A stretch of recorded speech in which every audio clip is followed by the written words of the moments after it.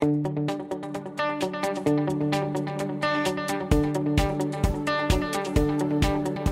ora. I'm Adrian Walker from Department of Conservation, Te Papa Atawhai.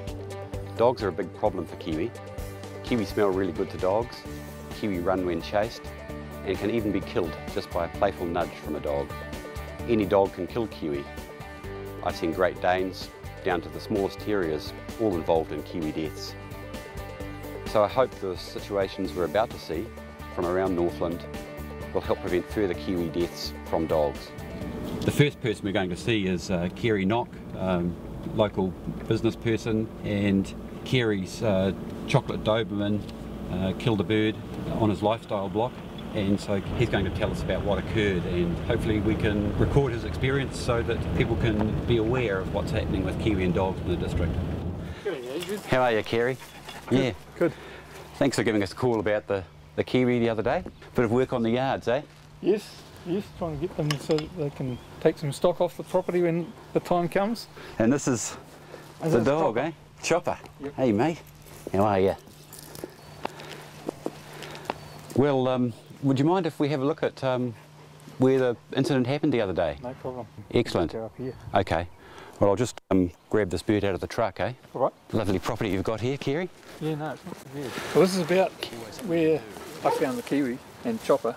Yes. And I was just over there, as you can see, I've been clearing a bit of scrub and stuff. Right. I could hear my dog Chopper. So he's obviously after something. Yes. He bowed something up. And I came over and I noticed a kiwi down here. I thought, oh my goodness. Like I was only 30 metres away, and he in that time he'd done the damage. Yeah. In an area you wouldn't necessarily expect kiwi to be. I'd expect it to be in bush. And I think the thing for me that was a little bit perplexing was we had a kiwi skeleton we found about 2 years ago on the property, and we had some big machinery in here doing some clearing at that stage. We didn't know whether it was Chopper or whether it was the machinery, but we reported that as well. Okay. And then we got some kiwi aversion training done with Chopper. Good. And so when he came back from that, and apparently he didn't actually show any interest in the kiwi at the time. Right. On the training. So we came back and thought, he's fine, we don't need to worry about it. I've got the bird here, Cary. Should we take a look at it? Just from its bill length and body size, I think it's a young male bird. Quite often when dogs get hold of birds, they only need to just give it one mouthing here, and the birds are really susceptible to crush injuries. Right. So quite often there can be very little trauma visible on a kiwi from a dog attack at all. Yeah. This one here would use habitat just like this for feeding, and was obviously roosting in this area here, and Chopper was with you at the time. Yeah. The attack happened. He's just been hanging around with me. Yeah. Really shows us that the birds can be anywhere in these kind of situations, and particularly in Northland with lifestyle blocks and people moving onto the landscape. It's wonderful that you've come forward. It can't have been easy for you in this situation, and actually telling the Department of Conservation about this. It wasn't. It was like a do I tell them, that type of thing. Yeah. Because, you feel like I don't want to get in trouble, but I'm really concerned about kiwis as well. Yeah. And when it happened, I didn't expect the kiwi to be out here. Yes. I would have thought he'd be in bush, bush type stuff. Right. But to be just out in the paddock, which it was a paddock, was a real shock to me. In terms of messages for dog owners in rural areas like this where there are kiwi on lifestyle blocks and they have their dogs, what do you think we could do in terms of solutions to stop this kind of thing happening? Well, I think what we've learnt is we tie them up at night, and when we're not here, up our street there's quite a lot of dogs. Yes. And just letting them know probably what we've been through. Yeah, it's not an easy thing to have to ring up and say, and letting them know, well, this is what happened to us. You speaking up today and having the strength to tell your story so that other people can be aware of the issue with kiwi and dogs is very important. So thanks very much. It's important to report it. Like it was hard for me to do that, but I think it's almost like a duty, so you don't know what's going on with the dead kiwis as well. With that kind of awareness, we'll be able to keep kiwi in this area. And well, there are still kiwi in the area because we hear them at night now. So it's not. We've got to look at this problem and deal with it so we can keep them around. Great. So yes, thank you again. No problem. All right. Thanks. I'll let you get back to your farm work. Oh well. Time will tell.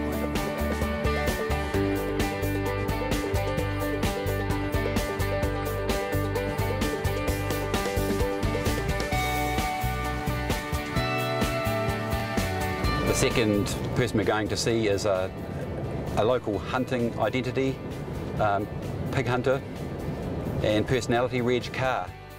Reg was out the other night and his dog mauled a bird, so Reg is going to tell us about that.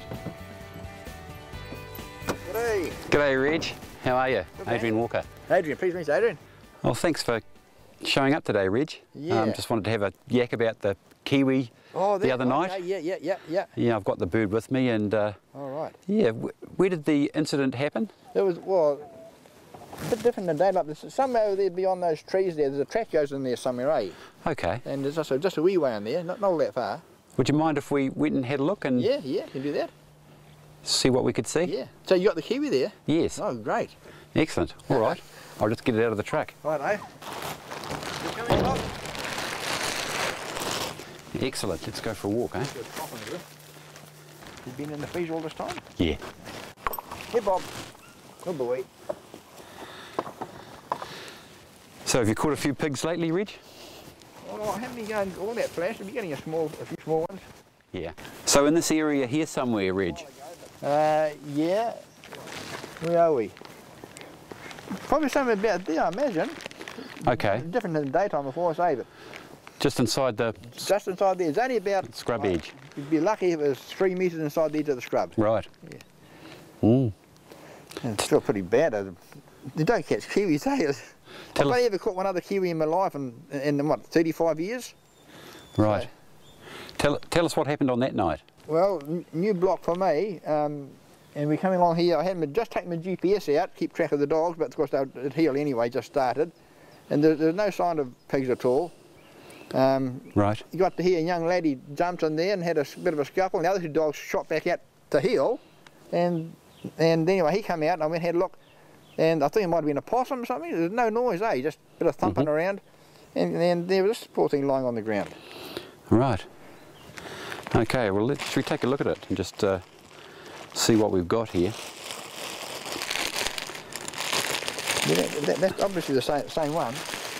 The one I caught had feathers on, just like that. Yeah, this is the bird.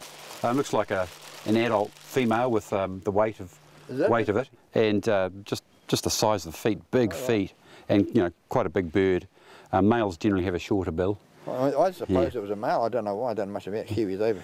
Yeah, and it doesn't take much for a dog to grab and kill a bird. Yeah. And in a hunting situation like this where you've been, the birds are right here. What time of the day were you out? Oh, no, this would have been 9 at night. Right in the time when birds are moving around. Yeah. But I tell you what, all my dogs are kiwi aversion trained, eh? And this young one, he's a pretty headstrong dog. He only been through it once. Yes. The other two dogs, prior to this, going back, would have been a year, I was walking down a track much like this, and they shot into the scrub. There's gorse trimmed by goats, Yes. And they come rushing back in at heel, and a few seconds later there's a big kiwi. I suppose it was a buck kiwi. He come out, he'd been no more than a metre away from me. We walked several metres down the track. He'd just going like this down the track alongside me, and the dog's looking at him. Yeah. And away he went, and that was all there was to it. And I was quite thrilled. I thought that worked on those fellas. What would be your message to hunters to try and prevent this kind of thing happening in future? Well, I'm wondering whether nighttime hunting in a scrub like this is not a good idea. I don't do much of it now. I used to do a lot of it. Making sure, of course, that the dogs are all home at night time, back in the kennel, and you wait there for them. I've only ever waited once for the dog not to come back. And I slept in the Land Rover till early hours of the morning. He turned up. But I only let the dog in the bush once, and a jacket out. And in terms of tracking your dogs in the field and making sure where they are, how do you do that? We had one of those in-attack tracking collars previously, I had a microphone in, I could hear the pig squeal, but nowadays GPS, it's the way to go, I reckon. It's a big load off your mind, though, to know the dog is there at 230 metres or, yes, you know, otherwise you could be walking this way and it's a way to hang that way. of course. And what should hunters do if they lose dogs? Tell all the farmers around. Yes. Make a big effort. I've even put over the air, this was one of mine that didn't come home, there was a pets lost and found thing on the radio some years ago. Yes. Put on the radio, go and see the local dog ranger, certainly leave your jacket or something, even a sink would be better, something right close to your skin. Yes. Lying on the ground there.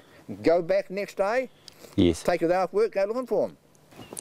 Yeah, I think there are some good messages there for up-and-coming young hunters. I hope they listen, eh? Yeah. I hope they get their dog Kiwi trained, that's the most important thing. I know some hunters who reckon this doesn't work, but I say it does work. This young fella, a dog will chase a horse, a peacock or whatever, yes, until they know what to chase. Yes. And a couple of times with a collar on those things, and they'll be like the other two, well worth it.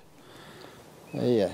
I didn't want to come forward, I thought I might end up in jail or something, but... Difficult to do, obviously. Make the best of a bad situation, I thought. Yes, yes.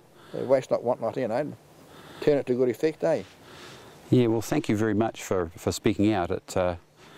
If we can get the message out there that it's not something not to say anything about, it's worth communicating and to let other hunters know that this can or could happen to them, and to work on their dogs, particularly their dog control, and people need to know that they can come forward and to give information without I'm pleased I do now, eh? worrying about something happening to them. Yeah.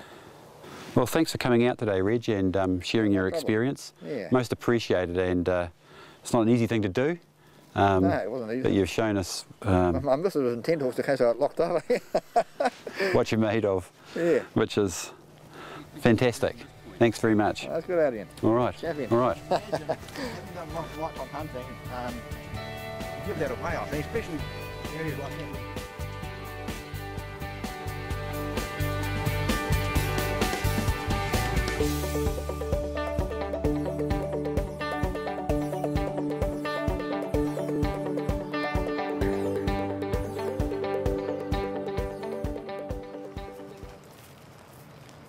G'day, Ross.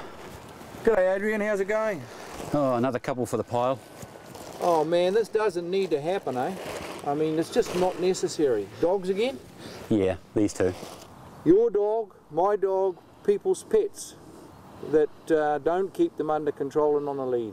We try and advise people, and we try to keep people educated, but there are so many people that tend to let their dogs loose.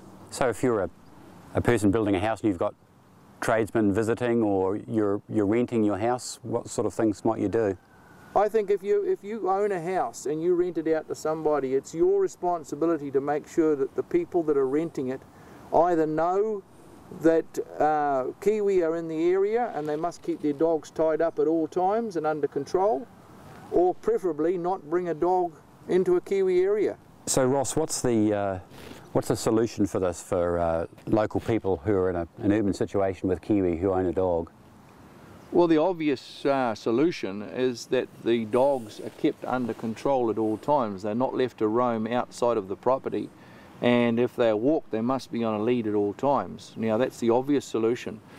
So saying, in the Cary Peninsula area specifically, there are Kiwi on people's back lawns and in their gardens. Yes. So in cases like that, you're better off without a dog at all. But what other options have we got? Is it possible to do something with the dogs? I've heard of this Kiwi aversion training. Well, there is a program of Kiwi aversion training which we're targeting at hunting dogs and working dogs primarily. Hi, Wendy. Oh, g'day, Wendy. Ross. How are you? Wow, this is pretty disheartening stuff, isn't it? Pretty rough, all right. It's a really sad picture of just what is actually happening in Northland, and an indication of why birds are only living for 14 years instead of the potential 60. So Wendy, we've put these two birds here with the rest in the collection, and these were birds that were killed by a landowner's dog, lifestyle block owner, and also a hunter's dog. These people actually handed the dogs, the birds into you after their dogs had Yes, killed them. which was That's amazing. fantastic, really. All credit to them. That's a great thing to have done. I mean, we need more people taking that level of responsibility and ownership of the issue, because that's certainly a start. Both those animals had been through Kiwi aversion training. Tell us a bit about Kiwi aversion training. BNZ Save the Kiwi has got the program going now all around New Zealand. It's mainly developed for hunting and working dogs that have to be in Kiwi areas, and that's a key here. We know that it doesn't work with all dogs, and we know that the really important initial steps are training a dog to be obedient Yes. and under control. It's not just somebody else who has to train the dog, it's the dog owner who has to take some initial responsibility. The aversion training involves, once the puppy is about 6 months of age, the puppy going along to an aversion training workshop, an electric correction collar is put on the dog, and the dog owner and the aversion trainer walks the dog around a track where there are props. There are dead kiwi like this here, and there's kiwi scats or kiwi shit, feathers, nesting material, and as the dogs engage with that, they're corrected.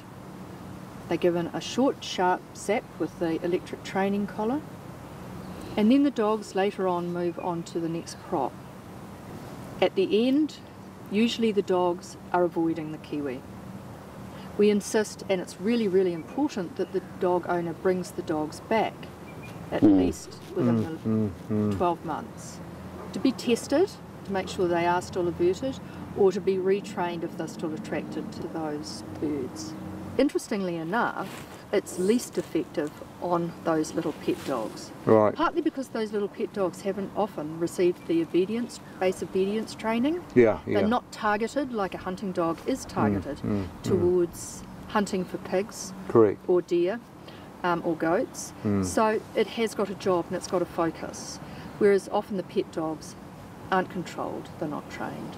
And those are the ones that do cause the problems, because a lot of people say, yeah, my little fluffy would never hurt anything, you know, would never hurt an ant, and yet we've got kiwi here that I know one of them was killed by a miniature schnauzer, another one by a small terrier. When it all comes down to it, it's the owner, not the dog, that we have to deal with in a lot of cases. It's the owner and the mentality of people that do own dogs, to accept the fact that they live in a Kiwi area and that their dogs need to be either tied up or trained, Kiwi aversion trained or whatever, to avoid this sort of carnage.